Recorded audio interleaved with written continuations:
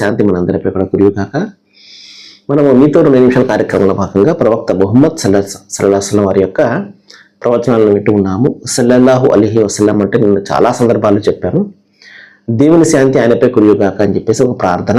దైవ ప్రవక్తల పేర్లు వచ్చినప్పుడు మనము గౌరవ సూచకంగా ఈ విధంగా దైవాన్ని ప్రార్థిస్తాము. దైవమా, మా కోసం పంపబడినటువంటి ప్రవక్త ఈయనపై నువ్వు శాంతి సమాధానం కురిపించు అని చెప్పేసి ప్రతి ప్రవక్తపై కూడా మనం ఈ విధమైనటువంటి ప్రార్థనలు చేయడం అనేది మనకు కనీసమైనటువంటి బాధ్యత. ఓకే, మహాప్రవక్తలు ఏం చెప్పారు అంటే 654వ ప్రవచనంలో బుఖారీ మరియు ముస్లిం యొక్క గ్రంథకర్తలు ప్రవక్తలు ఏమన్నారంటే, ఇక్కడ ఒక ఉత్తమమైనటువంటి పాలనాధికారి, నాయకుడు, వీరి గురించి ప్రవక్త వారు చెప్తున్నారు. సబ్జెక్ట్ వారికి సంబంధించి ఏం చెప్పారు అంటే, దైవం ఏ దాసునికైనా ఒకరి తాలూకా పాలనా బాధ్యతలు అప్పగించగా అతను తన పాలితులను మోసపుచ్చుతూ మరణిస్తే దైవం అతనికి స్వర్గాన్ని నిషేధిస్తాడు.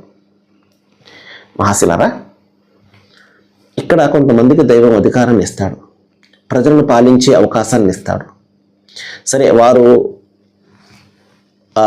తప్పుడు మార్గాల ద్వారా అధికారం చేజెక్కించుకున్నారు, ఈవీఎంస్ ద్వారా, లేకపోతే ఈవీఎంస్ని మ్యానిపులేట్ చేసి చేజెక్కించుకున్నారు, తర్వాత సంగతి, వేరే సంగతి. అలా జరగాలన్నా దైవంకు అనుమతి ఉండాలి కదా.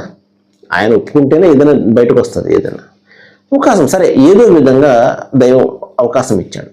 దొడ్డిదారినో లేకపోతే రహదారినో వచ్చారు వాళ్ళు, ఓకే, నో ప్రాబ్లం, అవకాశం ఇచ్చాడు కదా.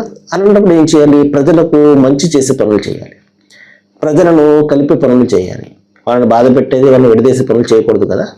ప్రవక్త వారు ఏమన్నారంటే, ఎవరికైనా మీలో దైవము పాలనా బాధ్యతలు ఇచ్చినప్పుడు అతను పాలితులను మోసపుచ్చుతూ మరణిస్తే, మోసపుచ్చడం అంటే అందరినీ సమానంగా చూస్తాను నేను అని చెప్పేసి రాజ్యాంగం మీద ప్రమాణం చేసి అతను బాధ్యతలు స్వీకరిస్తాడు కదా. నేను ఒక వర్గం వారిని ఎక్కువగా, ఒక వర్గం తక్కువగా కాకుండా అన్నింటికి అతీతంగా స్థితప్రజ్ఞత అంటే అన్నింటికి కూడా సమానంగా, అందరూ నాకు సమానమే, ఇక్కడ అందరూ కూడా నా పాలితులే. నువ్వు ఓటు వేసినా వేయకపోయినా నువ్వు నా దేశవాసివి, నా దేశ ప్రజల్లో ఒకడివి, నువ్వు నా వాడివి. ఇది కాన్సెప్ట్ ఉండాలి. నువ్వు పలానా వారు, నువ్వు వర్గం వారు, నువ్వు నాకు ఓటేయలేదు అని చెప్పేసి నువ్వు వారిని విచక్షణ చూపించావు అంటే నువ్వు ఏదైతే రాజ్యాంగం మీద ప్రమాణం చేసావో తప్పుది.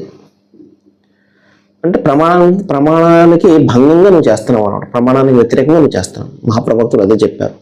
కాబట్టి ఏదో విధంగా అవకాశం ఇచ్చాడు దైవం. ఆ అవకాశం ఇచ్చినప్పుడు ప్రజలకు మంచి చేయకుండా వాళ్ళని మోసపుచ్చావు అంటే నీకు స్వర్గం నిషిద్ధము అని చెప్పేసి హెచ్చరిక చేశారు. సర్వేజన సుఖనవంతు. Thank you.